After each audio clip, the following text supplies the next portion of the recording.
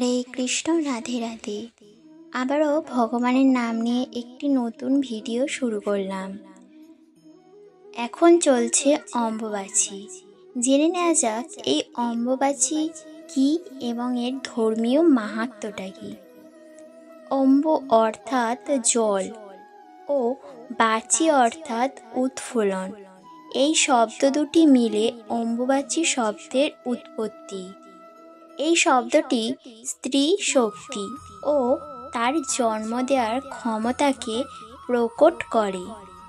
3 দিন ব্যাপী এই মেলার প্রথম দিনে ভক্তরা কামেশ্বরী দেবী ও কামেশ্বর শিবের দর্শন করেন। তারপর মহামুদ্রার দর্শন করেন।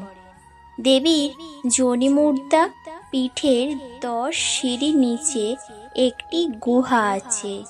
সেখানে অসংখ্য প্রদীপ প্রজ্বলিত থাকে। এখানে যাতায়াতের ভিন্ন পথ রয়েছে। এখানেই ভক্তদের প্রসাদ বিতরণ করা হয়। প্রসাদের মধ্যে রয়েছে ভেজা লাল কাপড়। এটি অম্বুবাচী বস্ত্র নামে পরিচিত। এ সময় 3 দিনের জন্য ব্রহ্মপুত্র নদের জল লাল হয়ে যায়। এটি কামাখ্যা মন্দিরে অম্বুবাচী ছাড়াও আরও 2টি উৎসব হয়। এটি দেবধ্বনি ও দেওধ্বনি নামে পরিচিত। এখানে বাদ্যযন্ত্রের সঙ্গে নৃত্য করা হয়।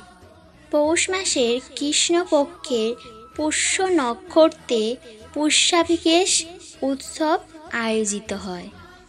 এ সময় কামেশ্বরের মূর্তিকে কামেশ্বর মন্দিরে প্রতিষ্ঠিত করা হয়। দ্বিতীয় দিনে ভগবতীর পঞ্চরত্ন মন্দিরে 2 মূর্তির হর ও গৌরী বিবাহ মহোৎসব আয়োজিত হয়। মহাকুণ্ড নামে পরিচিত। এই মেলার সময় তন্ত্রশক্তিকে অধিক মাহাত্ম্য প্রদান করা হয়। এ সময়ে শয়ে শয়ে তান্ত্রিক একান্ত বাস থেকে বেরিয়ে এসে নিজের শক্তি প্রদর্শন করেন। এই ছিল অম্বুবাচীর মাহাত্ম্য।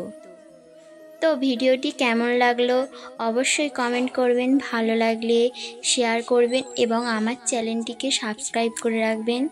রাধে রাধে।